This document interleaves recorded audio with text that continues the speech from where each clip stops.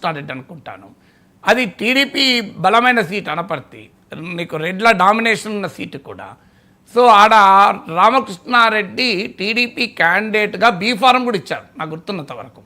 అది తర్వాత బీజేపీకి కేటాయించారు. బీజేపీ కేటాయించే వరకు రామకృష్ణారెడ్డి బీజేపీలో చేరి గెలిచినట్లున్నారు. అది కూడా వెరిఫై చేయండి. సో టీడీపీ బీఫారం ఇచ్చాక క్యాన్సిల్ చేసుకుని బీజేపీలో చేరి బీజేపీ బీఫారంతో గెలవాలి. Correct sir. ఆయన నల్లమల్లి రామకృష్ణారెడ్డి టీడీపీ నుంచి టికెట్ ఎక్స్పెక్ట్ చేశారు. ఎక్స్పెక్ట్ కాదు, బీఫారం ఇచ్చారు.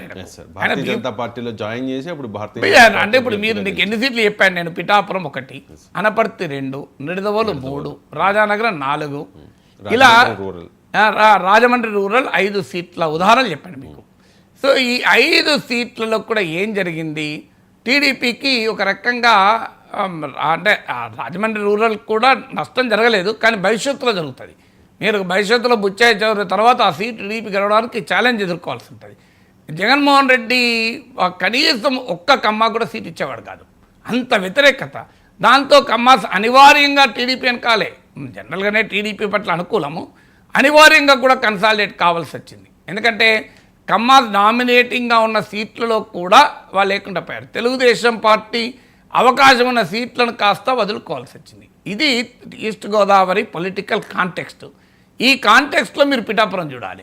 సో ఇక్కడ ఈ కాంటెక్స్ట్లో కూడా చంద్రబాబు నాయుడు పిలిచి మాట్లాడాక మీకు వర్మ, శేషారావు కన్విన్స్ అయ్యారు. నార్మల్గా కన్విన్స్ కాలే, కానీ జగన్మోహన్ రెడ్డిని ఓడించాల్సిన ఆవశ్యకత దాన్ని చంద్రబాబు నాయుడు చెప్పిన తర్వాత వాళ్ళు కన్విన్స్ అయ్యి పక్క జరిగారు. కానీ ఏం జరిగింది, నాగబాబు వచ్చి చెడగొట్టాడు. ఆయనకు అవసరం ఏమున్నది, పిఠాపురంలో సభ పెట్టింది పిఠాపురం కొరకు కాదు కదా, ఆంధ్రప్రదేశ్ కొరకు అంత పెద్ద సభ పెట్టి దాన్ని సడన్గా తీసుకొచ్చి వర్మ దగ్గర ఆపిండు. సో వర్మతో ఫైటా అసలు నాగబాబుకు జగన్తో ఫైటా అర్థం కాని అవసరం. సో నాగబాబు జగన్తో ఫైట్ చేస్తానికి పవన్ కళ్యాణ్ పిఠాపురంలో సభ పెడితే నాగబాబు దాన్ని వర్మ మీద ఫైట్గా మార్చేశాడు, జగన్ మీద ఫైట్ వదిలేసి. ఒక రకంగా ఆ మీటింగ్ ప్రాశస్త్యాన్ని ప్రాధాన్యతను నాగబాబు దెబ్బతీశాడు, వర్మ కర్మ అని చెప్పి మాట్లాడుతూ. దీంతో వర్మలో సహజంగా ఆ కసి ఉంటుంది. నా అంచనా అయితే టీడీపీ జనసేన కలిసి ఉంటే ఏమీ లేదు, వర్మ ఓపిక పట్టాల్సింది. ఎందుకని ఆయన వైసీపీలో చేరలేడు కనుక ఆయన. కానీ ఏనాడైనా పవన్ కళ్యాణ్ వర్మ పవన్ కళ్యాణ్ ఓడించి వర్మ కారణమైన ఆశ్చర్యపడాల్సింది లేదు. ఎందుకంటే ఇది మానసికంగా తగిలిన దెబ్బ అంత మామూలుగా ఉండదు. నీకు అందులో రాజవంశ నేపథ్యము, ఇండిపెండెంట్గా గెలిచిన చరిత్ర ఉన్న నాయకుడు అంత తొందరగా అవమానాన్ని అంగీకరిస్తాడా? సీటు రాకపోయినా అవమానపడలేదు వర్మ నాకు తెలిసినంత వరకు. ఎమ్మెల్సీగా అకామిడేట్ కాకపోయినా బాధపడలే, కానీ కర్మ వల్ల ఎక్కువ బాధపడ్డాడు వర్మ, కర్మ అనేది. సో అందువల్ల ఆయన ఇప్పుడు డైరెక్ట్గా పవన్ కళ్యాణ్ పైన అనలేక ఇంకో రూట్లో నరుకొస్తున్నాడు. ఎందుకంటే ఇప్పుడు ఏం చర్చ జరుగుతుంది, పవన్ కళ్యాణ్ ఎక్కువనా లోకేష్ ఎక్కువనా చర్చ నడుస్తుంది. ఒక్క బుచ్చయ్య చౌదరి మినహా దీన్ని ఎవరు డిసిప్లిన్గా రియాక్ట్ కాలే. బుచ్చయ్య చౌదరి ఒక్కరు మాత్రం అసలు డిబేటే అర్థం లేదు. పవన్ కళ్యాణ్కి ఇచ్చిన అగ్రిమెంట్ అండర్స్టాండింగ్ ప్రకారం ఆయన నెంబర్ 2, ఆయన ఉప ముఖ్యమంత్రి చర్చే రాదు అని చెప్పాడు, ముఖ్యమంత్రి సీటు ఖాళీ లేదని చెప్పాడు. కానీ చంద్రబాబు నాయుడు సమక్షంలో, లోకేష్ సమక్షంలో కూడా మాట్లాడడం మొదలుపెట్టాడు. హైదరాబాద్లో, అమరావతిలో, ఆంధ్రప్రదేశ్లో కాదు, డావోస్లో కూడా మాట్లాడారు కదా. దావత్లో కూడా మంత్రి భరత్ మాట్లాడాడు.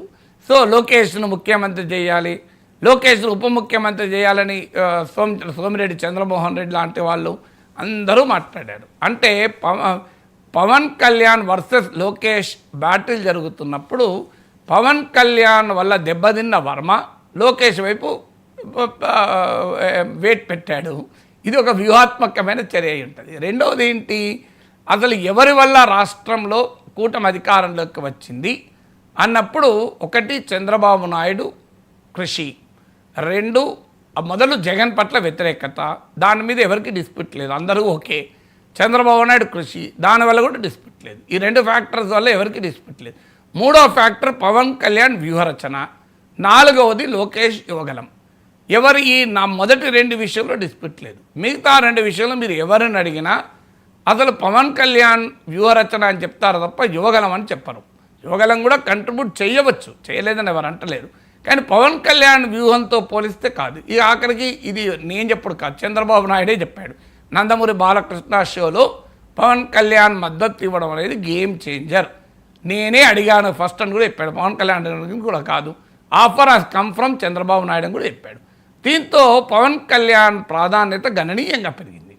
సో ఇప్పుడు లోకేష్ యువగలం వల్లనే గెలిచారని చెప్పడం ద్వారా వర్మ ఏం చేస్తున్నాడు, పవన్ కళ్యాణ్ గేమ్ చేంజర్ కాదు, లోకేష్ గేమ్ చేంజర్ అని చెప్తున్నాడు. ఇవన్నీ ఎందుకు చెప్తున్నాడంటే ఆ కర్మ ప్రభావం ఇదంతా కర్మే. సో నాగబాబు సృష్టించిన కర్మ ప్రభావం అంతా వర్మను ఈ రకంగా మాట్లాడించేలా చేస్తుంది. అది కూటమి రాజకీయాల కర్మగా మనం భావించి ఊరుకోవాలి. Right sir, thank you so much sir. చాలా అంశాలకు సంబంధించి చాలా డీటెయిల్డ్గా విశ్లేషణ అందించినందుకు.